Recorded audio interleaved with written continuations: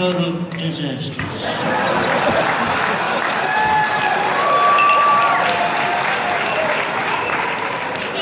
What is he doing? He's wandering around the White House by himself?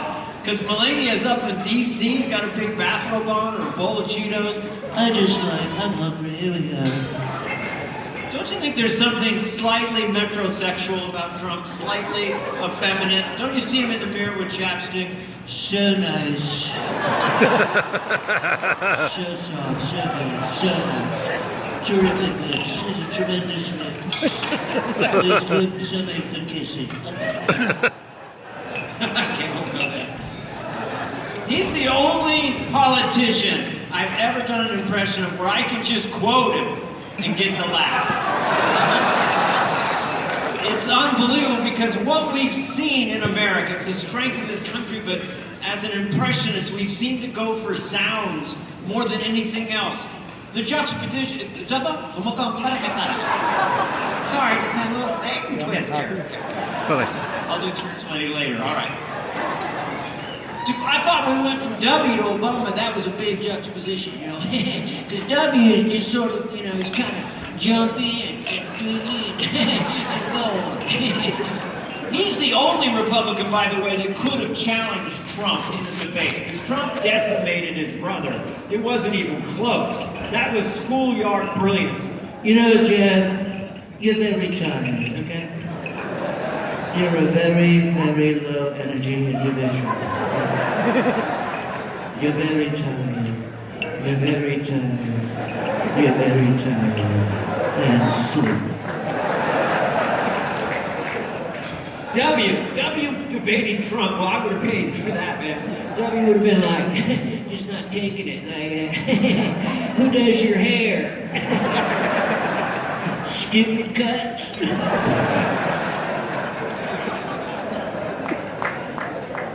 So we go like, you know, Then we went to Obama. We went to a man who kind of talked like this. No, that's right. Did the thing we do. That was the sound we went for. It's just sort of the sound.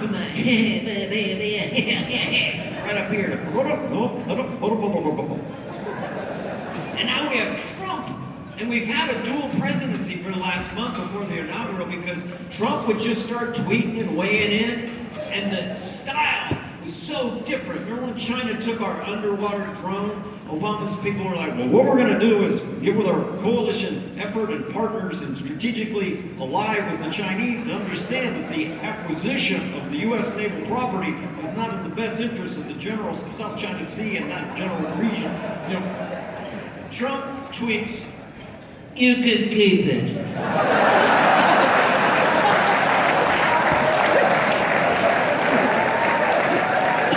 can't write this stuff. What? We're going to work with diplomatic. You could keep it, okay? We got a ton of them. We got a lot of underwater drones, okay? We can make drones. General Mattis and I, we're going to make a ton of drones, okay?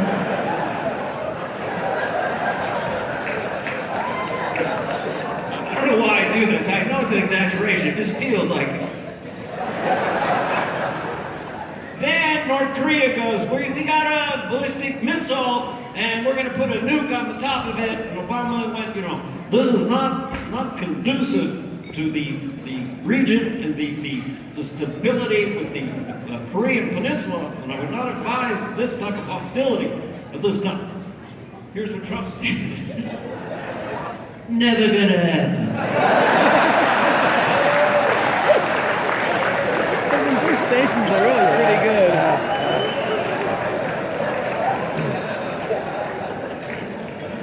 It's just unbelievable, man. Just that juxtaposition, you know, about ISIS. And here I'll just quote Trump. Obama about ISIS, and he was a careful president, intellectual. What we're going to do is work with our strategic partners in the general caliphate, the area of Mosul and Turkey, with the strategic alliance and the ISIS network in terms of Putin and Assad, the Yemeni, the peninsula of the Shia and the Sunni, and to dismantle the coalition, the effort with the ISIL.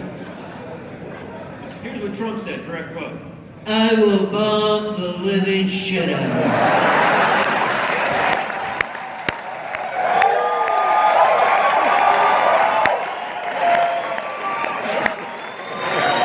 she was But it's probably true. a better I employee. tell people, because I played in very liberal crowds, I played in conservative crowds. But I tell anyone, you're a lizard brain, when you hear that, you're like, yeah! Even Hillary.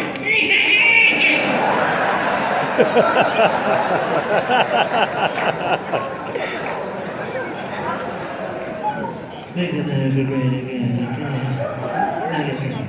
And then he's. I don't. It's so I think the funny, he's nuance is talking wasted. to Obama's the like, Mexican nuance. president, It's like, this the obsession. You're nuance gonna is pay for the wasted. wall. The Middle East, they don't And really the care. guy's like, Mr. President, for behalf of the people of Mexico, we were not going to pay for the wall. You'll pay for it, okay? I'm sorry, but we will not pay for the wall. You're gonna pay. You're gonna pay so good. Big time.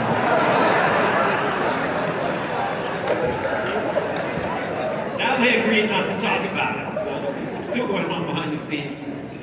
But yeah, this whole thing that's going on, I mean, he's just writing bills every day, you know. Dakota Pipeline, okay. Should we wait? No, let me sign it down. Obama's so careful. So we kind of, as a culture, we just shifted. You know, Obama had that great baritone, and he would pause. He would really make you lean in and listen. I mean, he could do nursery rhymes. You would have to lean in and be like, Jack and Jill went up the hill.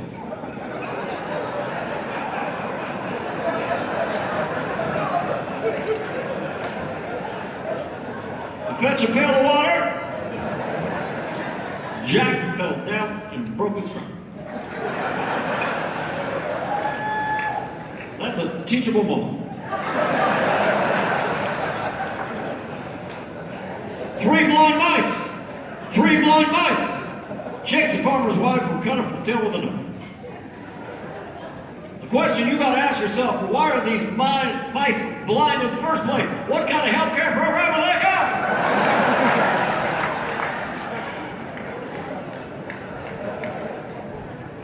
But still, Trump, I mean, for me in my business, man, it's just so, you know, in a way, his image was like a Batman villain because he had the helicopter with the big red letters, Trump, and the plane was Trump, and the big gold tower and the golden hair.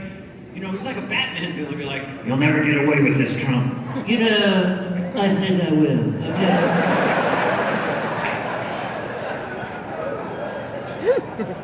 I tell people, though, if you agree with Trump, you instantly love him because he's so blunt. It's so politically incorrect. Like, if you're worried about global warming, who would you rather have at a global warming conference than Trump? If he agreed with you, he'd be like, You're very stupid countries, okay? You're very stupid countries. You're spewing all this stuff in the air. The earth's getting hot. Even the grass is getting hot. Ouch, ouch, ouch, ouch. I will solve global warming, okay? I will solve global warming. I can promise you that. I will make CO2 pay for it, okay? I know how to make glaciers. You like glaciers? I know how to make glaciers. I will take all the ice from the Trump hotels that are, there's a lot of ice, I can tell you that. I will put it on the Carnival cruise ships. They're friends of mine. I know these people.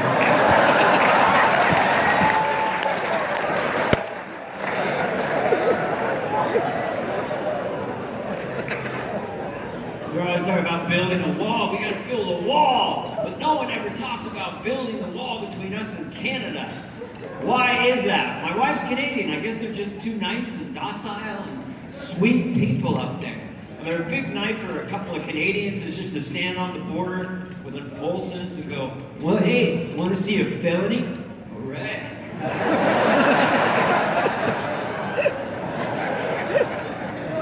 So good, so kind, so good, so kind. I don't know. It's just amazing to me that Alec Baldwin will do Trump on SNL and then President Trump will tweet about it.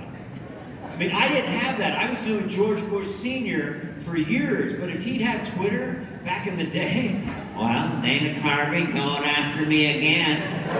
Never said not gonna do it. Arms waving around like a weasel. Bad, so sad, not funny. Hashtag loser. friends with George Bush. I'm glad he's doing better. This is my impression of George Bush Sr. afraid to go off the high dive. Well, let's just go out here, get a little closer, kind of all the way down. Not gonna do it. I don't know why I threw that in. So yeah, Obama. It's an amazing time in our country's history. Any millennials here? Any Bernie people? Not a lot of Bernie people this year. Some of the millennials love Bernie. Here's my impression of Bernie distilled. What I'm prepared to do, I will find somebody with money. I will take their money and give it to somebody who doesn't have money. I just want millennials to, my sons are millennials, I want millennials to understand that socialism is the Department of Motor Vehicles. And capitalism is an Apple store.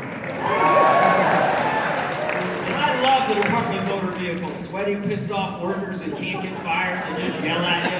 You got the wrong line, you stupid idiot! Then you go to free market capitalism, an Apple store. It's like a Stanley Kubrick movie. Welcome to the Apple Store. Do you like all of our beautiful toys? Perhaps you're in the market for the 2017 fully loaded MacBook Pro with, wait for it, 64 gigabytes of storage. Or we could go to the Genius Bar for a fun amount of Actually, it's a little creepy, I'll be honest with you. I don't know. We went the other way. Hillary was kind of running. She had to go to the left of Bernie, and I ain't gonna do it. You know. And the reason she got, besides the FBI thing, it was Bill. Bill would just talk. They put Bill out there so much, and he just starts talking, he just starts running off and saying, that's the craziest thing I've ever heard in my life. Now, Obamacare, that's the craziest thing I've ever heard in my life. She's supposed to be watching TV. Remember when she fainted a few times? And then Bill Clinton goes on Charlie Rose to make it seem better, but just digs a giant hole. You know, Charlie, I mean, she's a fainter. I mean, she teeters a lot. She's a teeter girl. I'll be honest with you. I mean, she's just a little bitty thing. She's built kind of like a top. She's thick and the bottom thigh. And she's not steady on her feet. You get a little bit of humility. It's just timber time.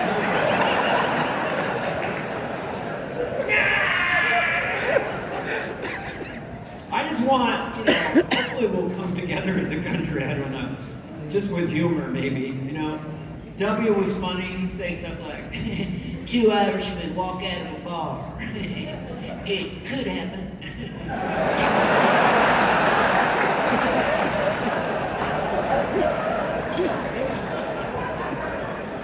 Obama's pretty funny, he should have done it more, I think, though, because he'd have his own way of telling a joke.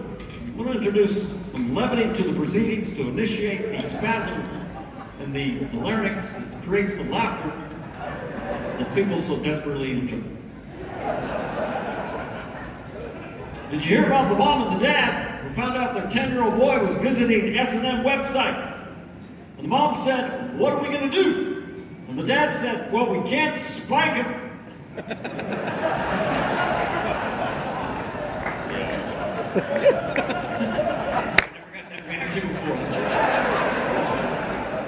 Wow, that's a little nasty. Let's get a soda here, lift him up. You guys, David, Derek, Coda, Jeff, Coda, sorry. Coda, yes, I know. Jeff Dixon in here, everybody? Guy goes to Hawaii every year, Jeff Dixon. They gave me notes. Jeff Dixon, they said everyone will stand and applaud when you mention Jeff Dixon's name. Okay, well, thanks, Jeff. Sorry. Did the best I could. So you guys, pretty conservative. I mean, what do you think? Everyone loves Ronald Reagan. Have you noticed that? And you always wonder wonder what Reagan would do with today's situation, you know, because Reagan would just bomb the hell out of somebody and then come on TV and tell us about it. Just all of a sudden, Reagan's head would be on TV and he'd go, Guess what I did? Don't tell mommy. because Reagan would be like, Who? What? ISIL? Icky? Who? What are they? Eskimos? Who are we fighting? Well, they did what? Who? When? Where? Well, then we have no choice. Fire away. what do you mean, Mr. President? Fire away with everything we've got. Nukes, Tomahawks, Sidewinders, laser-cannon, whatever, intercontinental ballistas, submarines, tanks, machine guns, plastic forks, and cherry bombs. I don't give a damn. But fire away, and then call them and see if they're still there. You're the nicest person right in front of the whole show. She's just...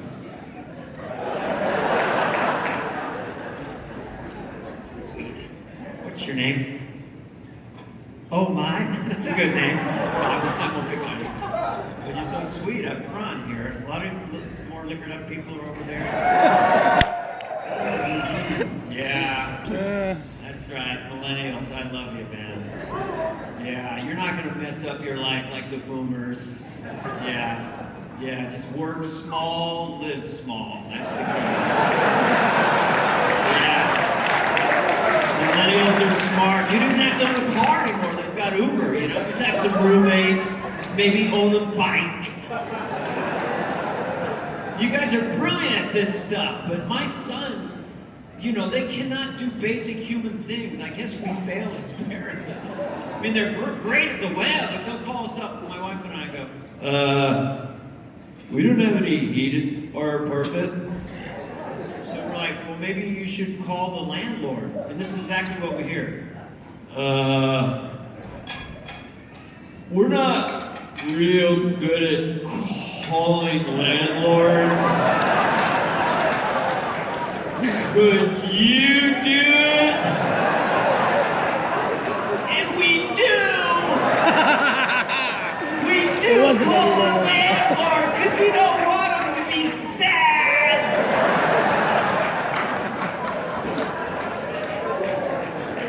They are a crazy, crazy generation. Crazy. Never ever waste your money taking teenagers to Europe. It's a waste of time. Don't even try. My son, 18, we were in the Roman Colosseum, which was just the greatest place I'd ever been, seat of history. And my son, 18 at the time, never forget it, just said this, quote, exactly like this. Is this pretty much all we're gonna do today?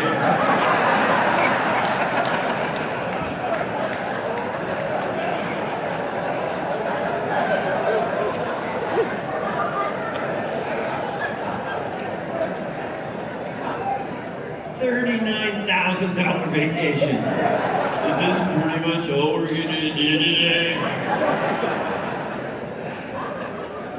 And they have crazy plans. I'm glad they're past 20 now. A teenage boy is insane. They don't really, their brains don't work right. I mean, they come up with plans. You have to listen as a parent. What's the plan? We're gonna drive to Lake Tahoe tonight. Really? There's a blizzard. When are you leaving? 3:30 in the morning. Who's driving? Eduardo? Who's Eduardo? He's a substitute teacher at Drake High School. There'll be 19 of us in his Cadillac Eldorado. I'm gonna ride in the trunk. We're gonna drive for 21 hours, snowboard for 11 minutes, and drive back. And you have to, as a parent, you go, really, I gotta say no. And then they just walk away with that teen attitude, the voice, and you know, pussy freaking bullshit. You know that walk, if you're from Montana, it's all hat, no cattle, just push. This person has no 401k, has no advisor economically.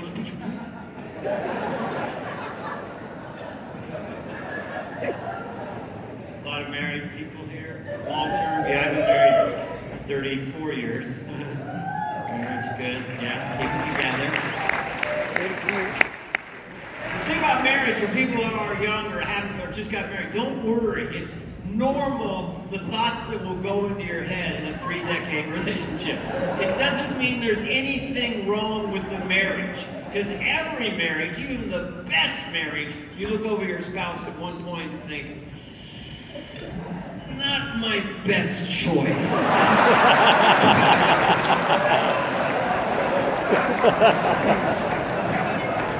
It's totally normal. And for She's trying not to long laugh. marriages, trust me, you get into your 50s, you've already been married 30 years. It's normal to think, look over and go, really? 3 more decades with that?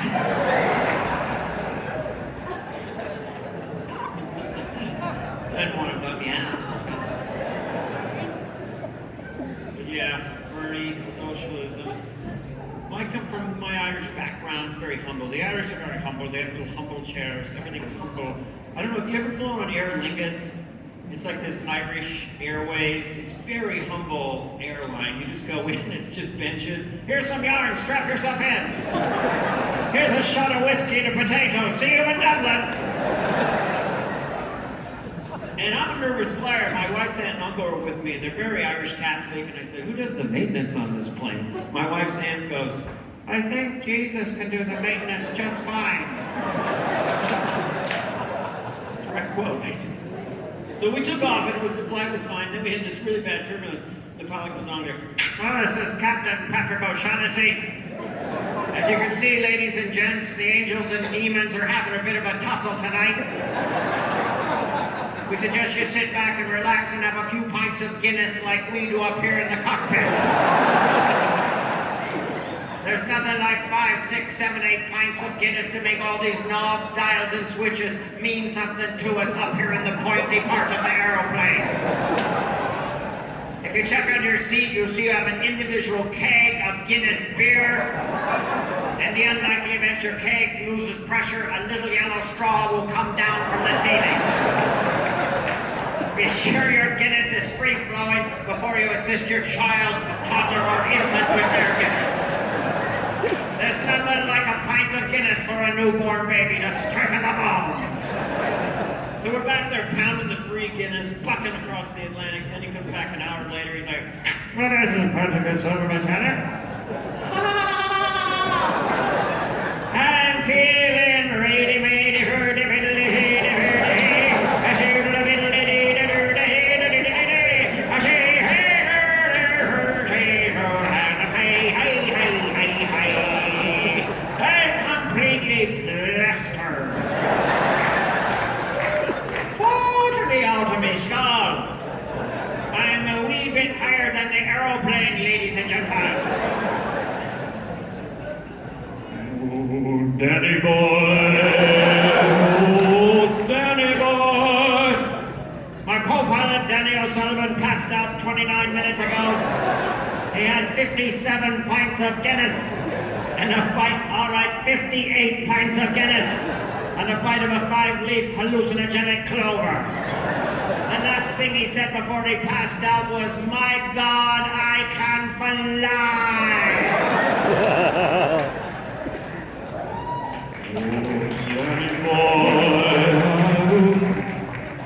You guys are good. These don't always go like this, trust me. I played some oil paintings in these events. The worst one was this one I did for Microsoft. They asked me to do the church lady with Bill Gates. Yeah. And they asked me to wear the dress and do a skit with Bill Gates in front of 10,000 people, and I said, no, I don't put on the dress, I don't sell out that character. And then they told me what they were going to pay me. I said, I'll get the bitch's dress on right now. Because I'm a 1%er.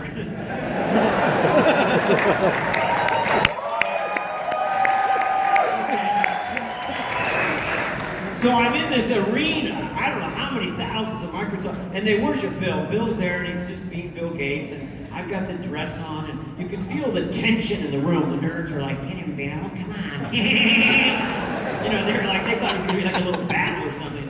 And I'm in the church lady character, and she's just mean, so I swear, I just ad-libbed. I look at Bill Gates, and I go, well, we like ourselves, don't we? Apparently we made a deal with the devil. The devil said we can have $50 billion, but we have to go through life looking like a turtle.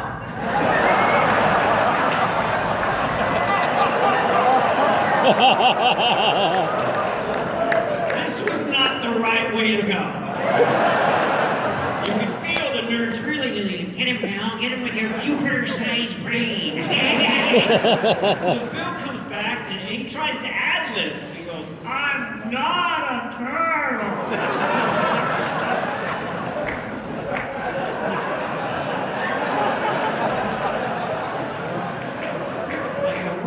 Well, so I'm just off script now.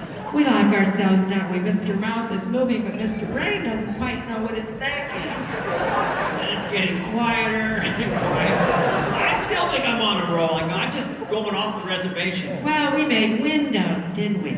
We made windows so we can climb up to the window, look inside, and see the fornicators. It doesn't even make sense. It feels like... So finally I go, let's do a superior dance. We think we're just a little bit superior to others. And Bill just goes, with nothing, he goes, no, thank you, goodbye. So I'm up there fighting for my life at this point. I'm backing up. God save the Queen, fish and chips, thank you. I go backstage, it is wrong back there. It is intense. It's like Lord of the Rings intensity. I mean, I'm surrounded by Microsoft people like, oh my God, you made fun of the Precious.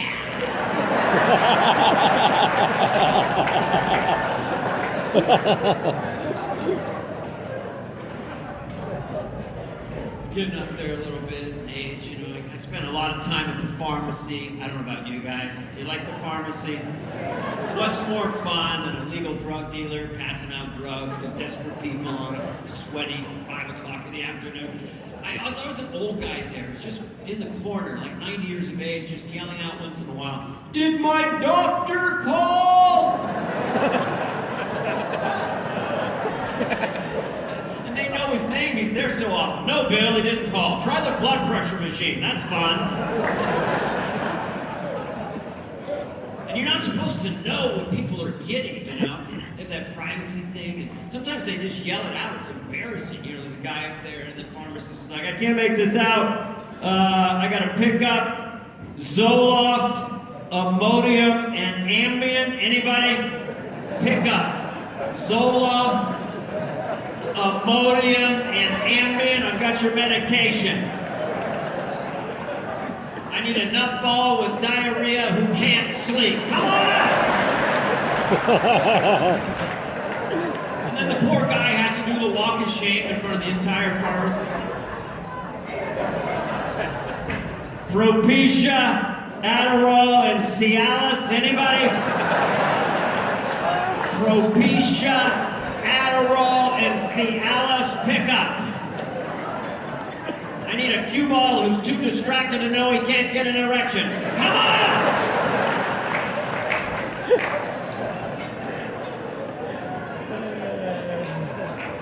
You just see commercials on TV for so many things. It feels like they're making up diseases so they can sell us drugs, you know? It's like, does your tongue seem smaller than it used to be?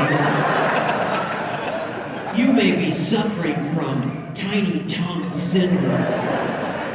Afraid to eat ice cream in public? Has the cat literally got your tongue? Introducing all new Tenaltra. Most Tenaltra users experience some tongue growth in as little as 4 to 6 weeks.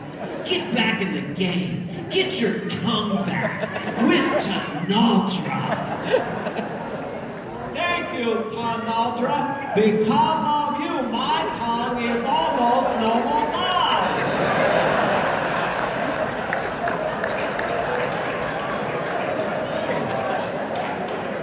Side effects include elongated torso, thick matted stomach hair, and sudden anal closure.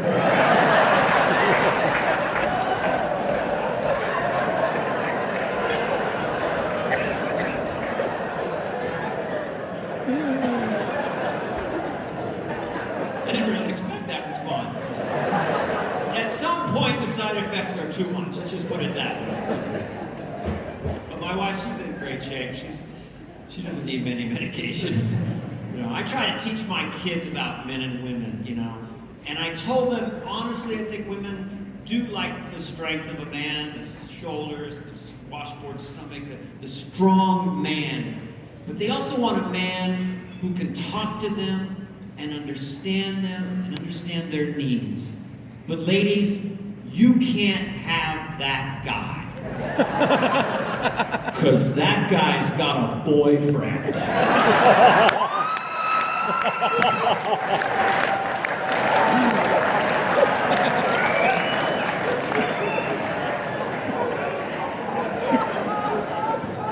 I'm some of the ones I forgot. I forgot to do Ross Perot because he's the original Donald Trump. For you millennials, 20 years ago, there was a guy who was almost the president. He was like a 4-foot tall munchkin from was it Houston or something? Where's from? Dallas. I'm from Dallas. Keep out, mom, and he got me downtown. But he came out and he was cool at first. He's like, we can solve everything. Larry, can I finish one time? He's always talking to Larry King, remember that? Larry King was great, but toward the end of his time on television, the cities sounded like diseases to me, like, rolling tongue rash, Minnesota. You're on. Okay, sorry. But he went on Larry King and he was leading for the presidency. And he had these ideas like, I can solve healthcare right now. We combine healthcare with the Department of Motor Vehicles. Hell, they already got a prostate test and an eye test. Can we finish one time? And he was making sense, and I thought he was cool. And then one night he was like, Larry's asking the question, goes, Larry, let me put it to you this way.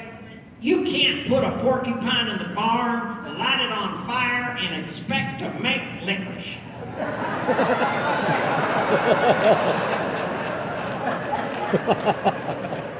Are you guys from Texas? Oh, okay, sorry, I didn't mean to mess that up. Did I say he's from Houston? Does Dallas hate Houston? Really? I thought Texas is just all Texas. No? What's the difference between a Dallas and a Houstonian? Well, W is in Dallas and Senior is in Houston. And Jeb, no one knows where the hell he is. There's a lot of Texans here tonight, right? That's why you're a crowd. Texans are kind of the best crowd. If I shoot another special, I'm going to shoot it in Dallas, I think. I want you two right up front. Finish one time. You guys know, anyone here baby boomer age? Am I the oldest person in the room? Pretty much. Yeah.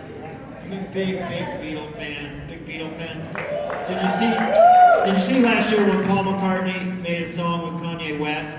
And everyone said, man, with Kanye West, Paul's got his new John Lennon. I thought, I don't think so.